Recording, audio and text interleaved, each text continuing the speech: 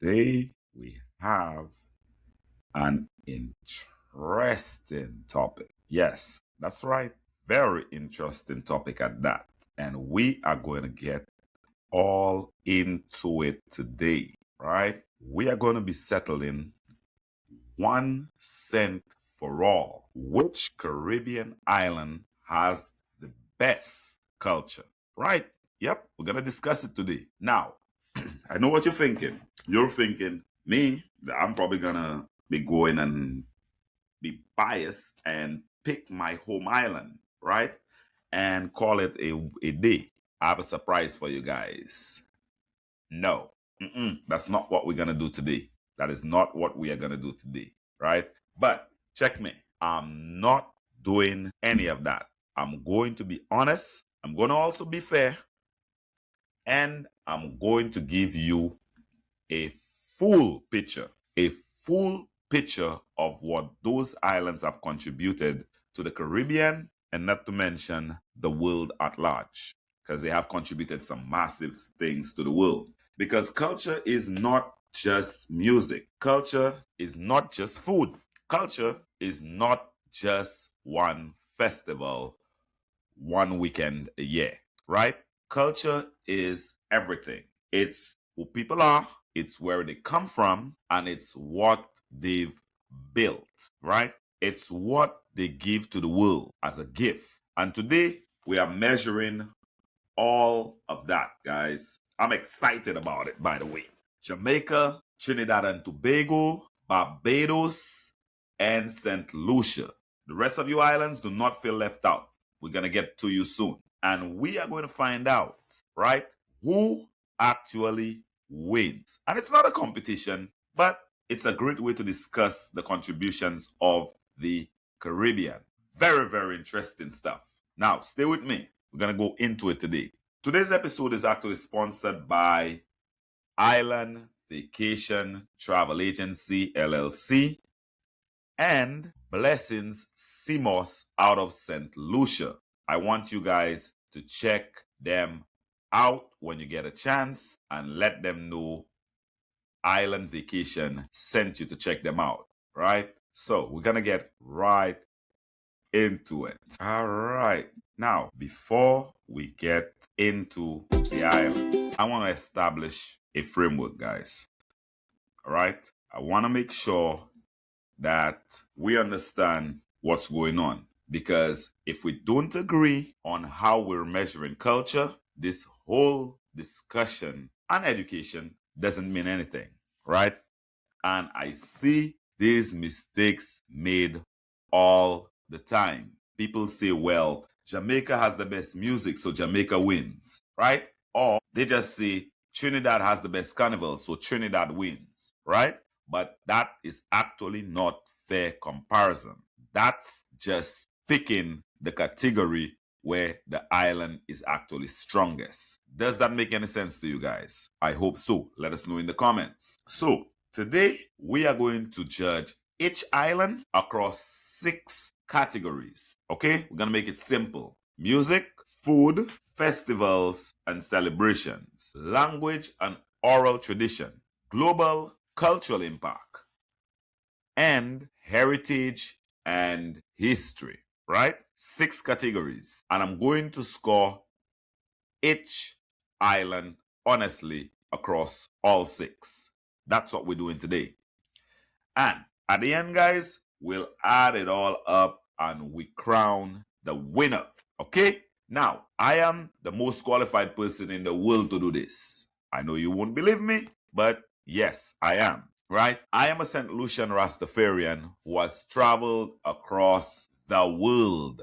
The region, yeah, but actually the world. And me, personally, I love this culture deeply. I think the Caribbean is the dopest place on the planet Earth. We've been through the most, so that means we come up with the most diverse cultures. Not to mention that we come from the motherland. We were the ones extracted from the motherland and dropped off in the Caribbean because, history, right? So I have a deep love for this culture. Now, we are going to give you the most honestic I personally can give you. right? That's Island Vacations Promise. That is my promise. Let's get into it right now. Oh, one more thing, right? You're going to notice that I love all 4 of these islands. No biasness, right? And that's important to say so you all understand where I'm coming from. Because this is not a shade session of any kind. Because I know the Caribbean islands love to go against one another. I actually want to bring us all together so that we could see the commonalities within us. We are all the same. This is not any disrespect at all. Now, every island I mentioned today, I have love and respect for you guys. This is a friendly competition between family and also an opportunity to teach the world at large who we are, what we've contributed, and what we represent, right? Caribbean people, we are family. Skinny Fabulous already told us that, right? Now, I hope that makes complete sense to you guys. All right, let us go. We're going to start off with Jamaica, right? Let's start with Jamaica. And I want to take my time with Jamaica because honestly, Jamaica deserves the time, right? In terms of sheer global cultural reach, no other Caribbean island comes close. And I'm saying that as a Saint Lucian, right? That's how real it is. There is no mistake about that. Jamaica's global impact is amazing. For a small island, for a big country, Jamaica's impact across the planet and across the world is just diabolical. I've seen a flag, a Jamaican flag, every continent that I've gone to, including in the middle of Alaska. That's where they got the crown, right? Now, let's go into something we really enjoy. Music. Let's talk about music first, right? Because when people think of Jamaica, music is always the first thing they say. And it should be, right? But here is what people miss. Jamaica has produced not just one genre of global music. Jamaica has produced multiple genres of music, right? You have Mento, the original Jamaican folk music. That was actually Calypso influence, rooted in West African tradition, carrying the stories of the people before recording studios even existed on the island. Then in the 50s, there was ska, right? First, it was the fast, upbeat, brass-heavy music. Ska was born in Kingston, Jamaica. And if you think ska stopped in Jamaica, you got it twisted. Ska influenced punk music in the United Kingdom in the 1970s. The Clash, the Specials. You could check it out for yourself. British punk music has Jamaican DNA all throughout it.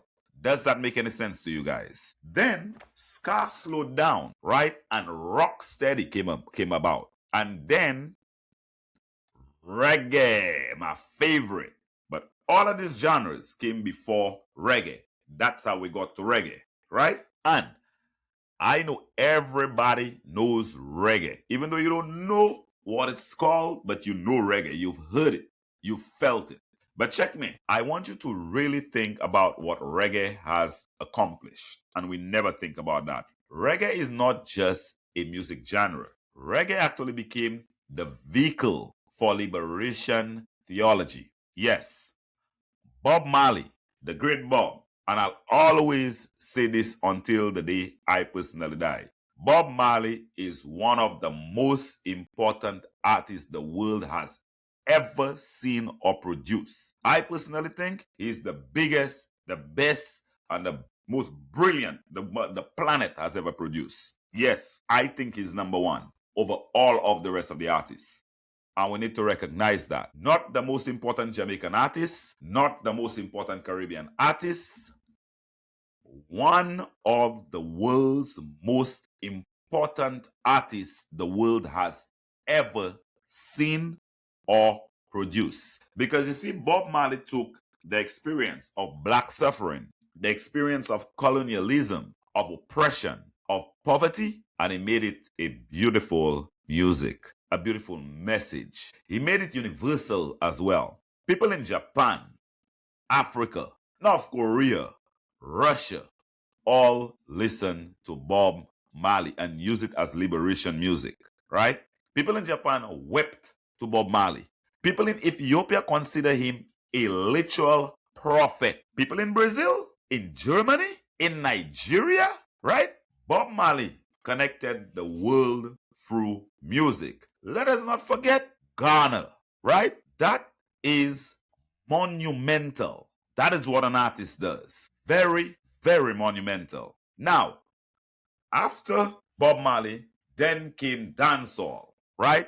In the 1980s, Jamaica invented dancehall, and dancehall changed popular music worldwide, right? You had dancehall in American hip hop music, you had it in UK drill music, you had it in Afro beats from Nigeria and Ghana and Africa. Drake samples dancehall. Beyonce uses Jamaican vocal cadences, right? The Caribbean rhythmic influence that started in Jamaican dancehall studios in Kingston is now inside the most popular music on the planet. Does that make any sense? Right?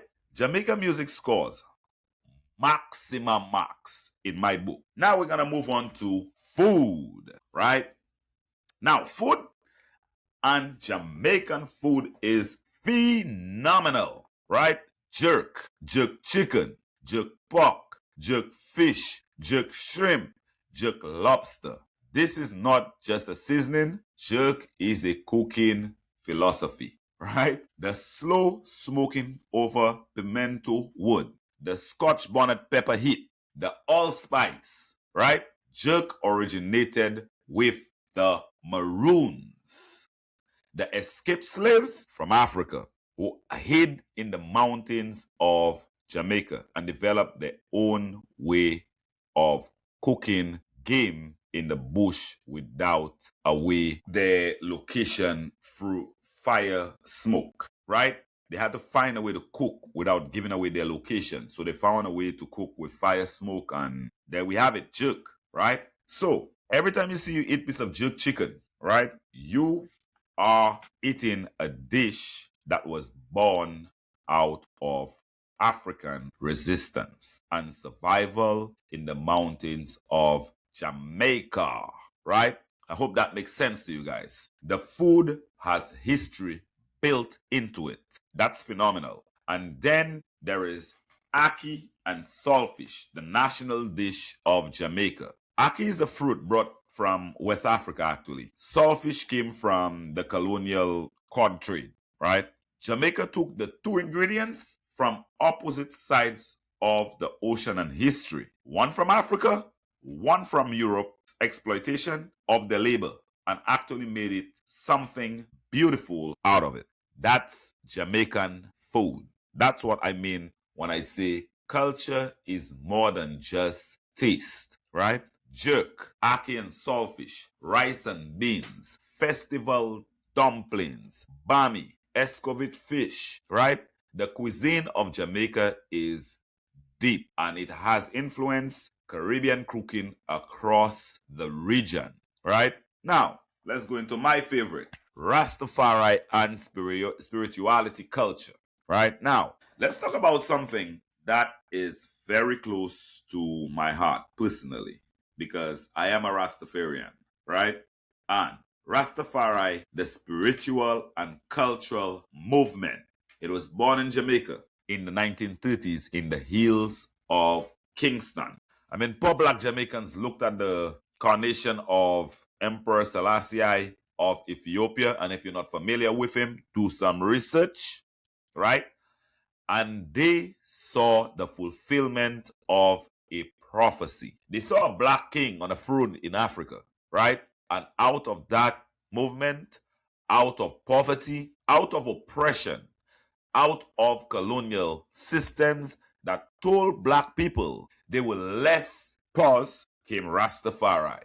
When you wonder where Rastafari concept came from, it's literal poor people in the hills of Jamaica that identify and saw that there was a king being throned in Ethiopia and he had lineage. His name was Emperor Selassie, right? Rastafari. They had never seen a black king, because remember, we were in slavery and it was all about beating down on us to make us feel less than. So for the first time, they got to see an emperor, a king being coronated by those white people under colonial system. You can imagine what kind of a brain and a mindset it would take to identify that and identify him and decide to make a religion out of that, or a way of life out of Rastafari, and follow the teachings of Selassie. So this is actually where it came from, right? Now check me. I want to be clear about what Rastafari is, right? Because you see, the world often reduces it to just dreadlocks and marijuana, right? And those things actually exist in and within Rastafari. I'm not going to pretend otherwise or pretend that that doesn't exist. But Rastafari is a philosophy, a philology of black liberation. And if you're a black person, you should learn about this. It may just wake you up or show you something that you decided to turn your head away from. It's a philosophy of ital living, what we now call vegetarian in the first world country. Your body is a temple and you are what you eat. You could dig your grave with your teeth, right? Food for thought. Yes, it's a philosophy of ital living, living close to nature, eating clean, rejecting Babylon's system of materialism and exploitation, right? That is what we are witnessing and promoting. I personally, I am against it. That's why we decide to share our knowledge, share our information, rejecting the Babylonian system of materialism. I'm sorry, capitalism is not the answer. That's materialism disguised, right? And it brings about exploitation, right? It's an affirmation that Africa is the spiritual home of all humanity. That is what Rastafari stands for. That's why we back Rastafarianism and we back Jamaica always, right? Not forgetting Haiti as well. Haiti should have been in this list. We'll have something special for Haiti. These are big, huge, humongous ideas. Very huge ideas. And they came from Jamaica, right? And they spread through reggae music, through Bob Marley, through Bonnie Wailer, through Peter Tosh, Richie Spice, Capleton, Sizzler, Beanie Man, and the list goes on, right? Through the whole Jamaican diaspora. They spread to every corner of the earth, right? I myself, from the small island of Saint Lucia, came to Rastafari because of Jamaica's cultural rich. It was amazing reading encyclopedias, being indoctrinated by these people's education, and then hearing the music from Jamaica, from Peter Tosh, Bob Marley, Lucky Dube, Nasio Fonte, Richie Spice, and the list goes on, and hearing the ideologies, and hearing about Marcus Garvey, and realizing there is something missing, and I need to learn more. And that is what actually enticed me into Rastafari, being all the way from St. Lucia. The truth is the truth. That says everything. That's also my opinion, right? Now, as you can see, I'm very passionate about that part concerning Jamaica. Now we're going to go into another special part that I love, sports and the diaspora. And I cannot talk about Jamaica without talking about athletics. Now, Jamaica, a country of less than 3 million people, has produced more elite sprinters per capita than any nation on earth. You heard me right. Usain Bolt, Shelly-Ann Fraser-Price, Merlene Ottey, Asafa Powell. And the list goes on. There are lots of phenoms coming up as well as we speak. Jamaica does not just produce fast runners. Jamaica has built an entire culture around speed. The Boys and Girls Championship. yeah. The high school track meet in Kingston is one of the most attended sporting events in the entire Caribbean. You should probably go check it out. Reason to travel to Jamaica again. That's a high school track meet for those who don't know. Does that make any sense to you guys? The culture around athletics in Jamaica is absolutely phenomenal. And the Jamaica diaspora, right? Jamaica in the UK, Jamaicans in New York, Jamaicans in Toronto have been cultural forces in those cities for generations. Notting Hill Carnival in London, right? That's a West Indian Caribbean celebration that exists in England because of Caribbean immigration. It is a party, guys. I've been out there just for Notting Hill Carnival. And Jamaican culture is a massive part of that. You better not count them out. Even if you go to this carnival, the reach of Jamaica beyond the island is extraordinary. All you have to do is go down to Brixton and you will see what Jamaica has done in London. Jamaica culture score across my 6 categories, right? For music, 10 out of 10. No question about it. For food, 9 out of 10. We don't even know what the 1 point was for. Festivals, 8 out of 10. Language, 9 out of 10. Everybody tries to speak Jamaican. Global impact, 10 out of 10.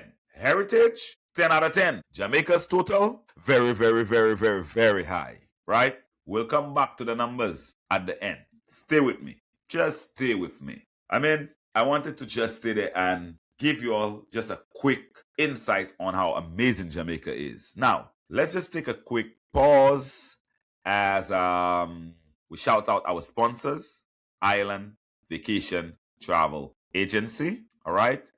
And we'll be right back to it. You are not going to want to miss what comes next because Trinidad is about to make a very strong case, a very, very strong case.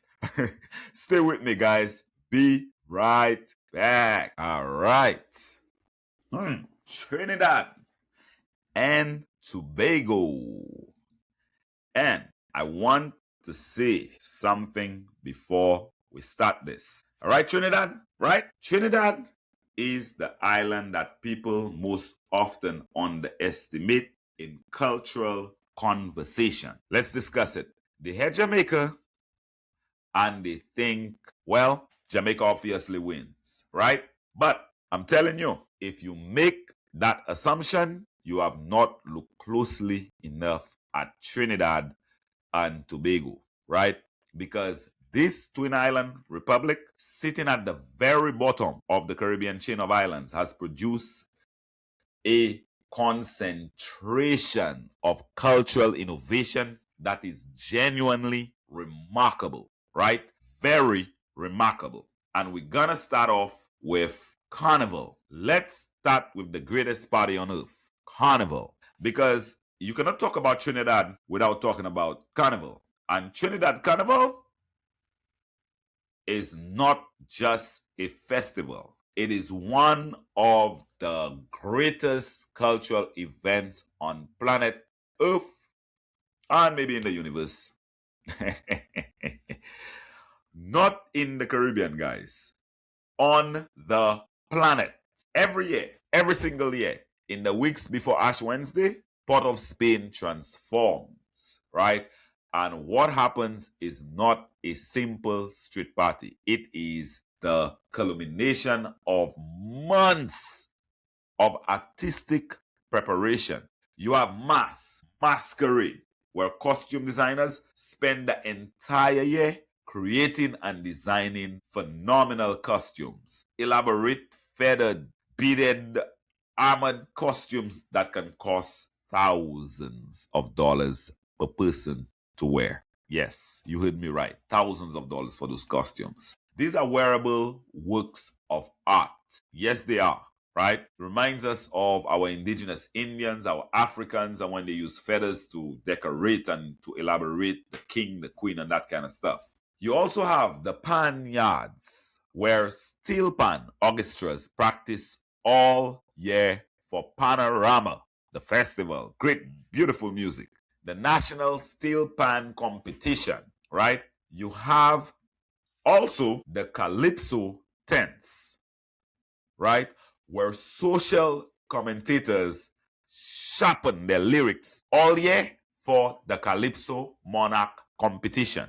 I know this might all sound new to y'all. That's why I'm slowing it down so you could understand. And you have the road match competition, right? Where soca artists compete to have the most played song on the road during Carnival. Every element of Trinidad Carnival is competitive, very competitive, artistic, and also deeply cultural, right? It's not a party. It's a cultural institution. I want to reiterate this. Carnival in Trinidad is not just a party, guys. It is a cultural institution. I hope that makes sense to you guys. Does that make any sense at all? And the influence of Trinidad's Carnival, right? Notting Hill Carnival in London, which I mentioned when we talked about Jamaica, right? It is modeled on Trinidad's Carnival. The Toronto Caribbean Carnival, named Caribana, modeled also on Trinidad Carnival. Miami Carnival, Brooklyn Carnival, Atlanta Carnival, Tampa Carnival, Orlando Carnival, Japan Carnival. It's all modeled after Trinidad Carnival. Everywhere in the world, the Caribbean people have migrated. They have taken Trinidad Carnival with them, right? That global replication of a cultural institution is phenomenal. It is absolutely phenomenal. It has traveled to all the major cities and major hubs around the world. Next, we're going to move into music, steel pan, calypso, soca. Now, let me talk about the music, right? I want to start with something that most people outside the Caribbean don't fully appreciate. The steel pan, the national instrument of Trinidad and Tobago, right? If you're a musician, you're going to appreciate this.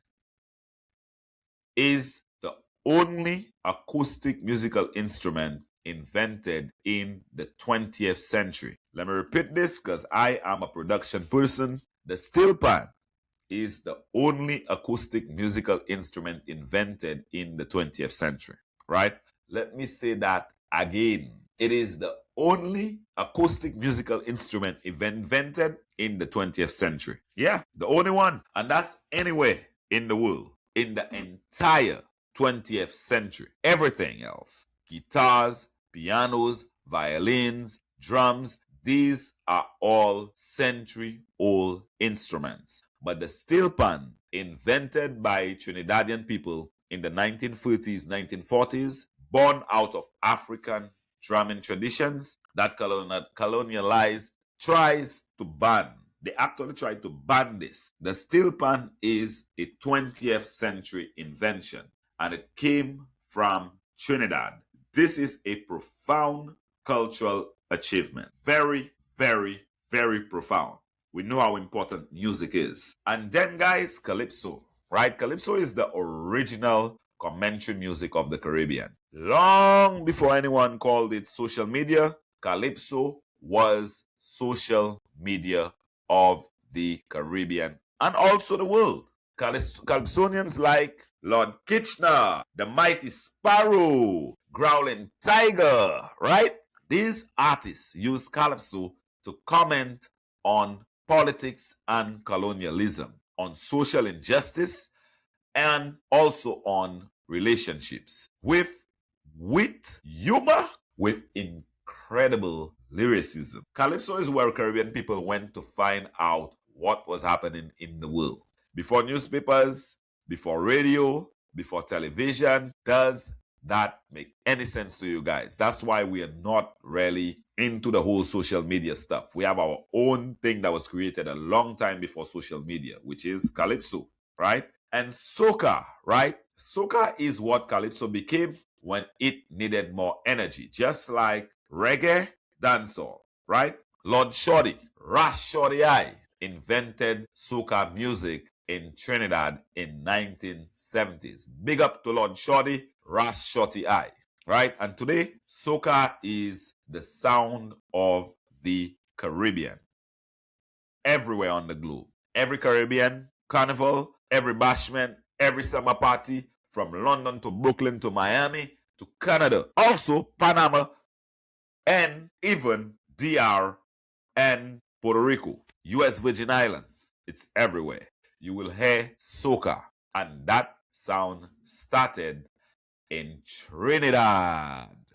Okay, next let's move on to food, right? Now, the food, and this is where Trinidad becomes very interesting because Trinidad sits on the bottom of the Caribbean chain. And historically, it has had waves of migration from Africa, from India, from China, from Venezuela, from Syria, from Portugal. Trinidad is very interesting. And every one of those cultural waves left something behind in the food. Yes. So you have doubles, right? A Trinidadian street food that is fried barra bread filled with curried chickpeas and topped with various chutneys, right?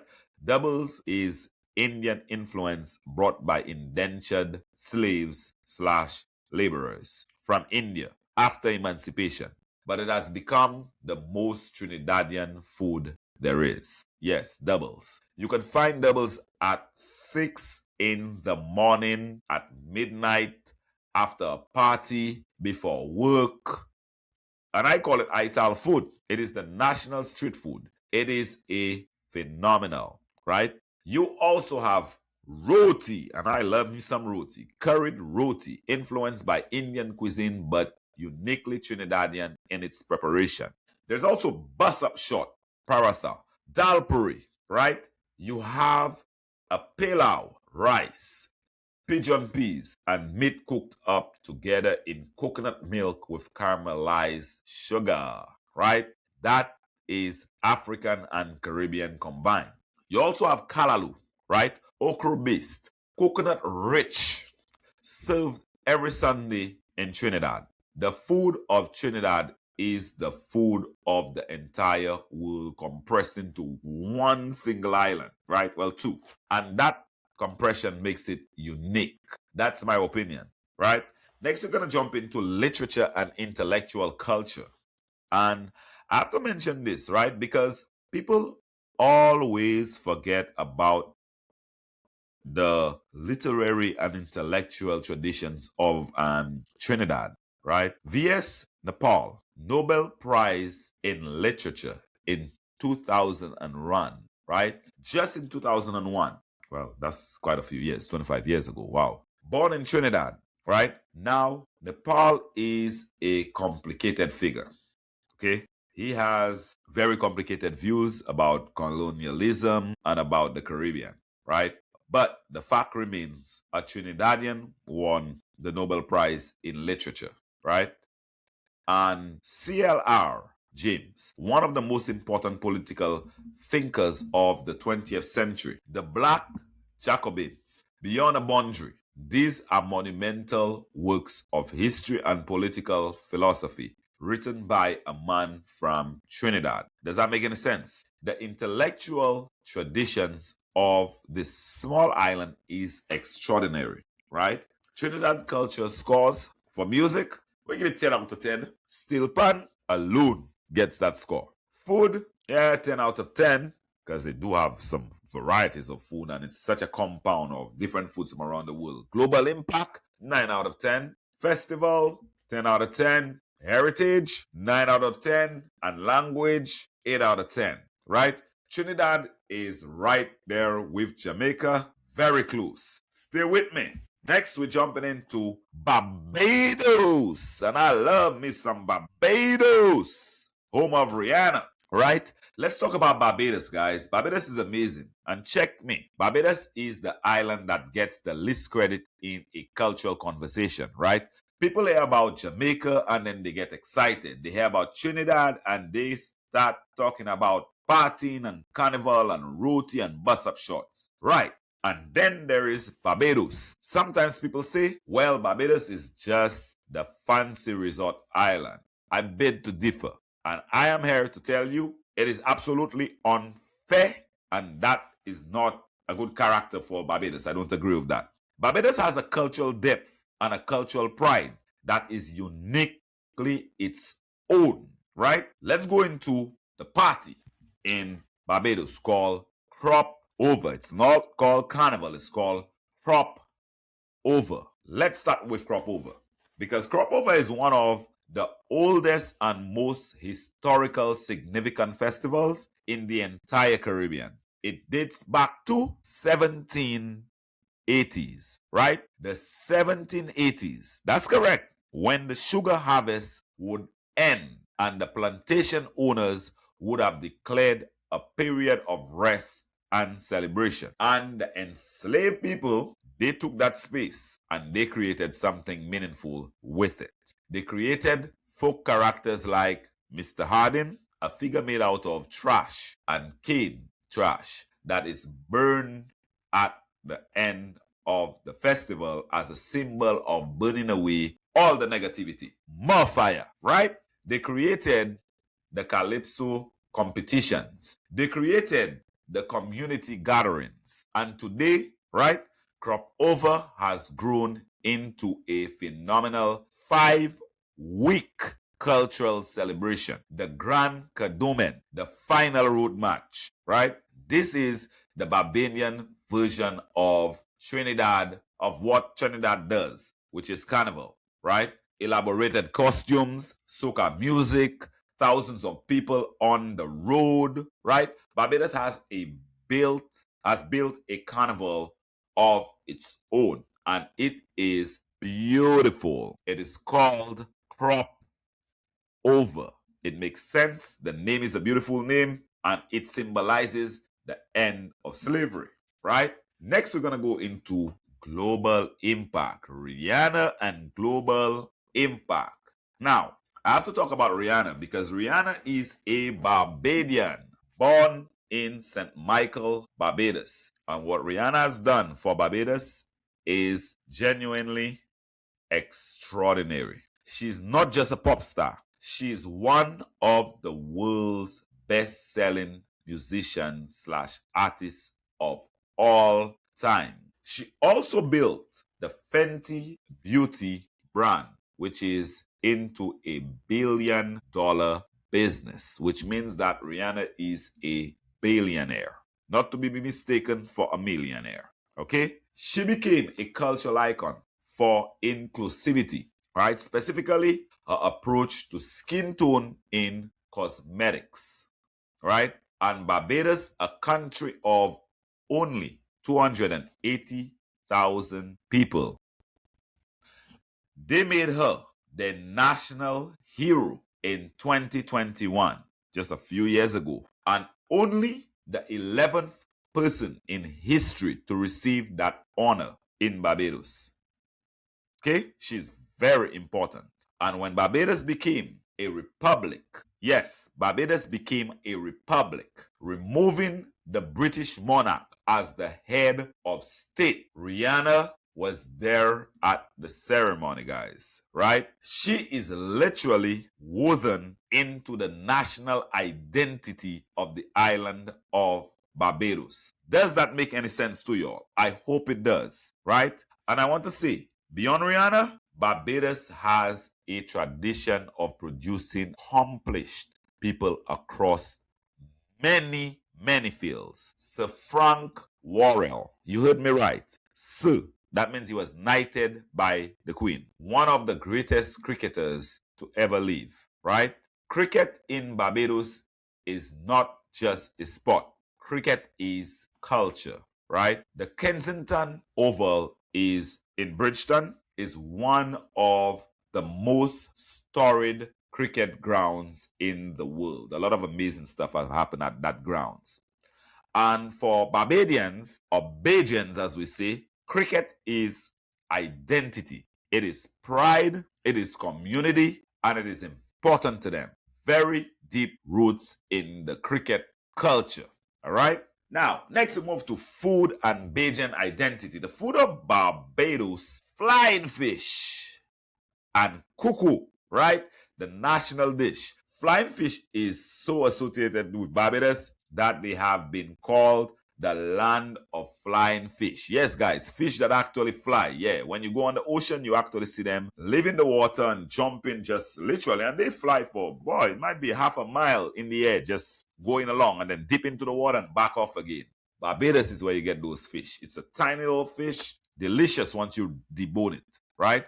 And then there is cuckoo, which is made from cornmeal and okra, right? African in origin. And it forms the base of the national plate. And it's very healthy. And then you have pudding and sauce. It's pickled pork with spiced sweet potato pudding, right? You have conkeys, cornmeal, coconut pumpkin steamed in banana leaf, which different islands call it different names, right? These are not generic Caribbean foods. These are specifically, that one with the ingredients is specifically Bajan. Each island has a different way of making certain things. You can taste the Bajan identity in their food and the Bajans' character, right? People from Barbados have their own character. They speak different as well. I want to speak to this because I think it's underrated. Barbadians, Bajans have a reputation for being very educated, profound, and culturally confident. Barbados has one of the highest literacy rates in the world, not just the Caribbean. Bajans are educated consistently above 99%. That's bragging rights for them with all reason. From the small Caribbean island, very tiny. That pride in education, that cultural confidence, it sharpens the Bajan identity in a way that is very distinct from other islands, right? Bajans know what they are and who they are. That's why they decided to become a republic. There are them, and then there is Haiti. Very important countries. They are the ones that are at the forefront. And Haiti, as I said, is going to get an episode of its own because Haiti is the winner of the whole Caribbean to me. Okay? That's my opinion. Now, Barbados scored for music, 7 out of 10. For festival, 8 out of 10. For food, 8 out of 10. For global impact, I say 9 out of 10. Rihanna alone pushes this number, right? Heritage, 9 out of 10. Language, 7 out of 10. Barbados, more competitive than people give it credit for. We need to give Barbados a lot of respect for what they've accomplished. Just for the education, and it reflects in the first thing they found a way to do, which a lot of countries have had it difficult to do, is to become a republic. They are not a democracy. They are a republic. They are their own country. They know exactly who they are, right? Now, let's take another quick break, quick pause to shout out our sponsors. Of course, Island Vacation Travel Agency LLC, located in Winter Haven, Florida, right next to Legoland. 35 to 45 minutes away from Tampa, 35 to 45 minutes away from Orlando and Disney, and about 3.5 hours from Miami, right?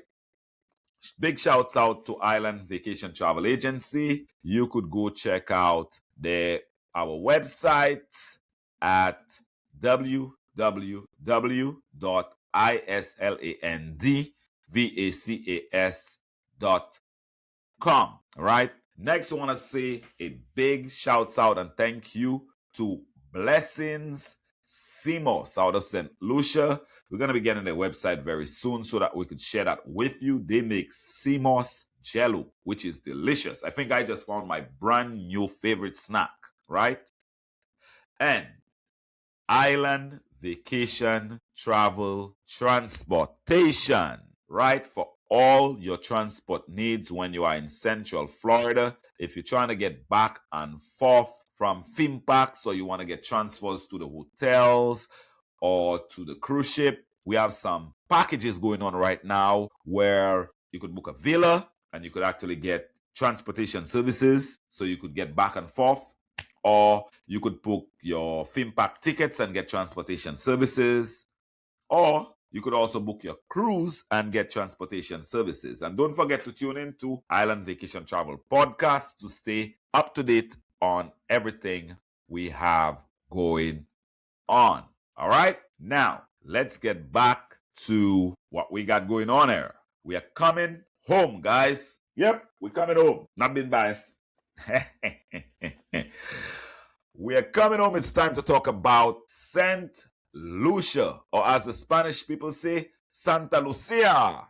But this is Saint Lucia, my island, my homeland, right? And I promise you, I'm going to be as fair as I have been with every other island. Stay with me, okay? St. Lucia, my homeland, and I want to acknowledge something before we start, right? I may be just a little biased, right? But I know I am a little bit biased because, of course, that is where I'm actually from.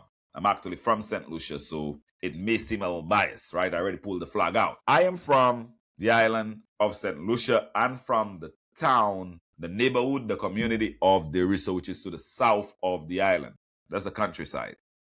I was born there. I was raised there. My family is there. I just got back from there like a week or two ago, right? So you could check out our social media, TikTok, Instagram, to see the content that we got back from there. We got some different content, showed some different stuff, local life back in the island, right? My family is still out there right now. So when I talk about St. Lucia, we take that into account, all right? But also, check me.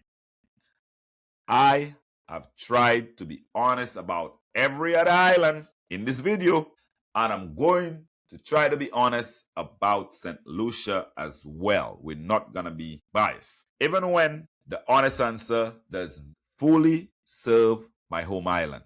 Okay, let's go. Boom. So, the Nobel Prize legacy. This is stuff people don't necessarily know about St. Lucia. Let me start with something that I think is the single most extraordinary cultural fact about St. Lucia, right? St. Lucia, an island of 180,000 people, right? 180,000 people, has produced 2 Nobel Laureate Prize winners. Yes, that's correct. 2. There is Sir Arthur Lewis Nobel Prize in Economics in the 1979, right? And then Sir Arthur Lewis was born in 1915. He grew up in poverty on the island, right? He won a scholarship, went to London School of Economics. Eventually, he became the first person of Black African descent to win a Nobel Prize in an area outside of peace. Very important. His economic development theories, the Lewis model, right, shaped how the entire world understood economic development in post-colonial nations, right? His ideas helped countries in Africa, Asia, and the Caribbean understand how to build economies after colonialism, right? Which is very important. We're still working on that. That is enormous, very enormous. One of our people was trying to figure out a model for economic development after colonialism and slavery, right? And then there was Derek Walcott, right?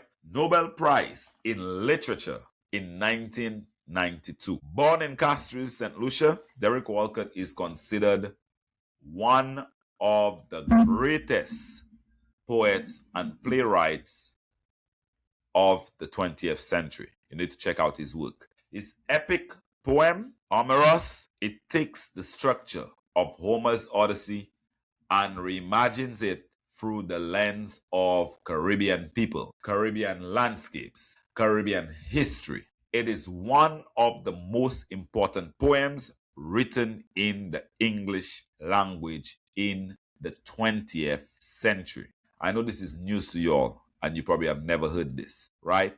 Because as they've always said, if you want to hide something from Black people, you hide it in a book. We do not support that. There's books everywhere around me, everywhere around me. Read a book. Now we're lucky we have audiobooks. We have University of YouTube. It's important to educate yourself, guys. This man, Derek Walcott, as you just heard, wrote a piece of literature, a poem, which may be the most important poems written in the English language in the 20th century. I know we're still hamstruck on those English writers, right? we have our own in the Caribbean, and they will renown that they have their Nobel laureate prizes. Not to mention, they also have a college in Saint Lucia is named after Sir Arthur Lewis. Both of those Nobel laureates are actually on the money of Saint Lucia, right? So very important, very, very important.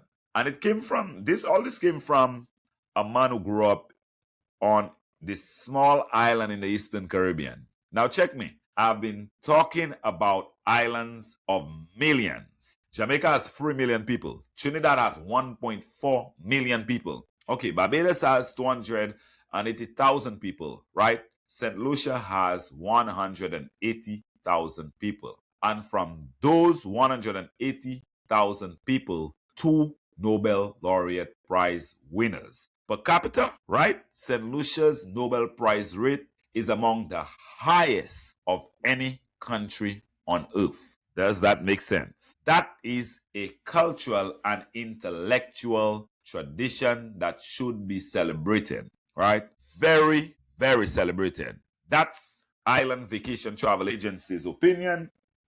I think we should celebrate our Nobel Laureate Prize winners even more so that the kids and the future generations can know we are an educated people in St. Lucia, right? Next, we move on to the Jazz and Arts Festival, which I just got back from, which was amazing. Let's talk about St. Lucia Jazz and Arts Festival, right?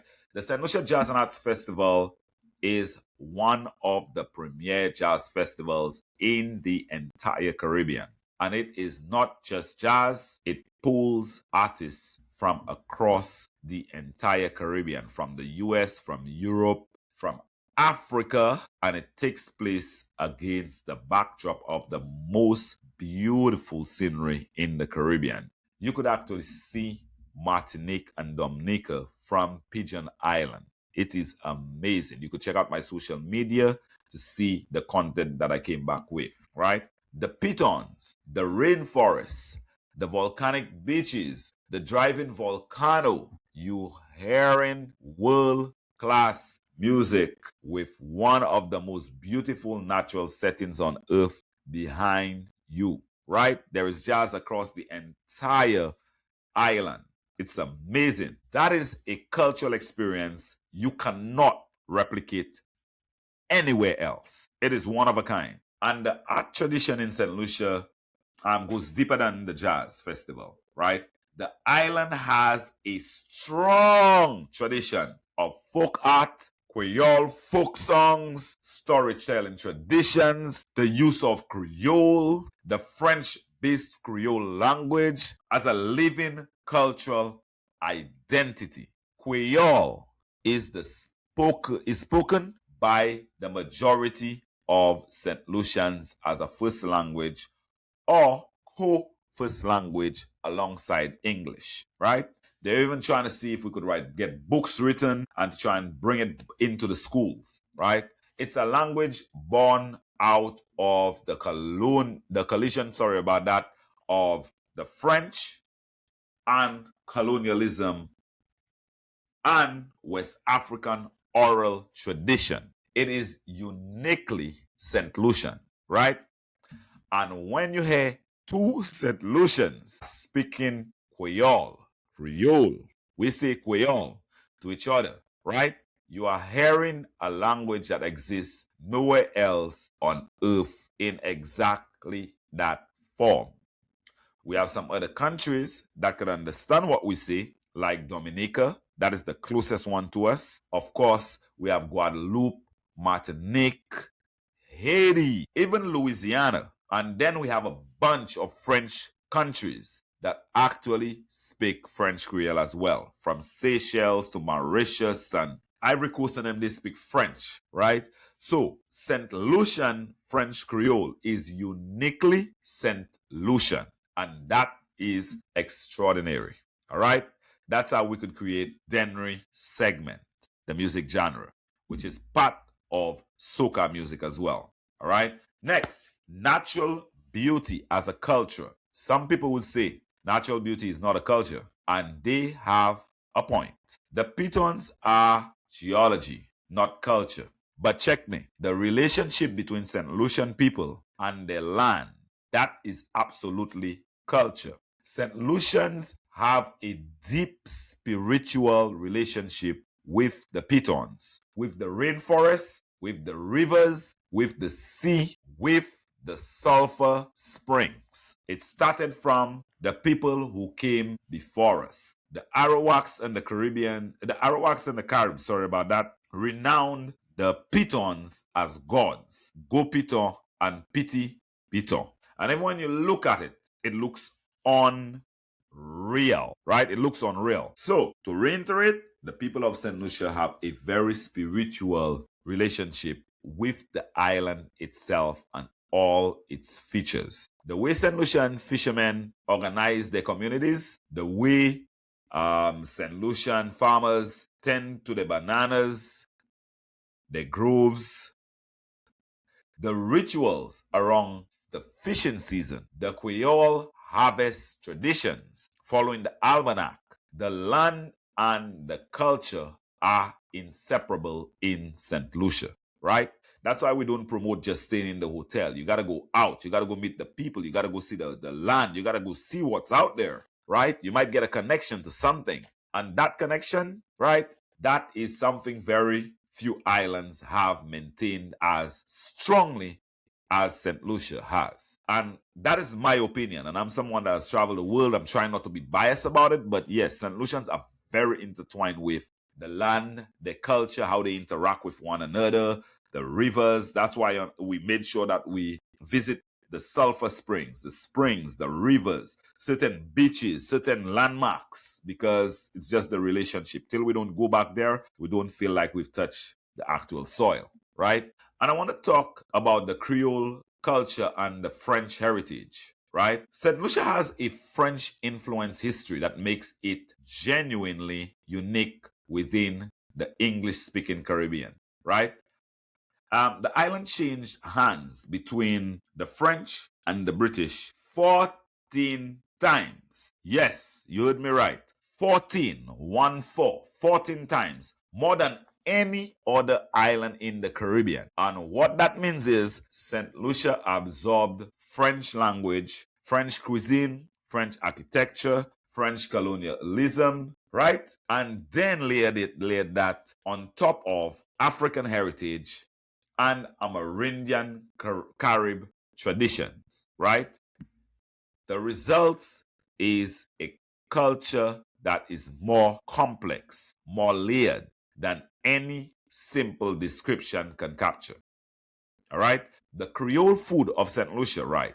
Green figs and saltfish, one of my favorites. The national dish, right? Green banana boiled in salt water, served with seasoned saltfish, codfish, right? Simply and simple. It's simply something that only we do. Or there are other dishes in the Caribbean that entail saltfish, which is part of the colonialism and it coming to the Caribbean, right? Them selling the saltfish, the codfish. But deeply, this is all St. Lucian, right?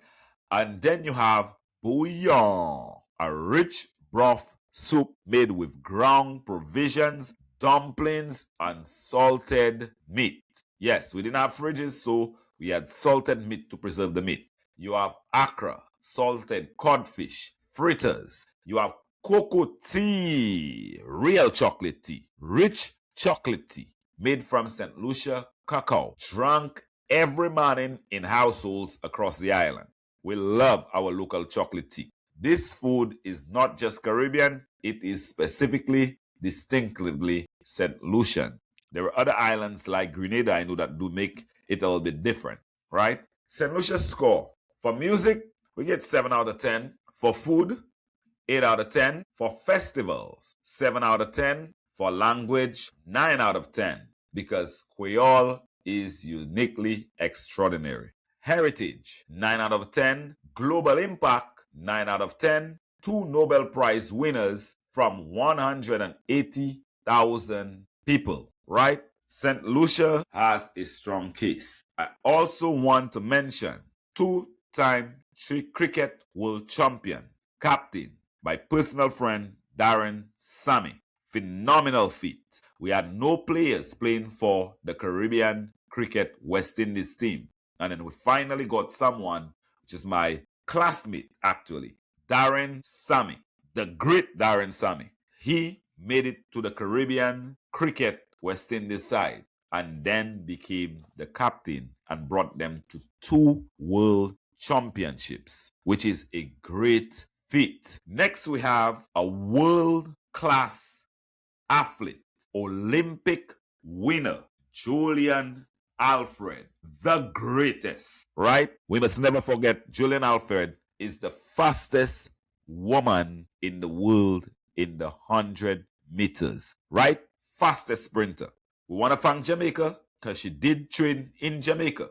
And we know this is the capital and the hub of athletics in the Caribbean. We also must say big ups to Grenada for having a world-class Olympic athlete as well for the 200 or the 400 meters? 400 meters. So we must never forget the Olympic athletes. Great job. Not forgetting all the football players from Jamaica and Trinidad.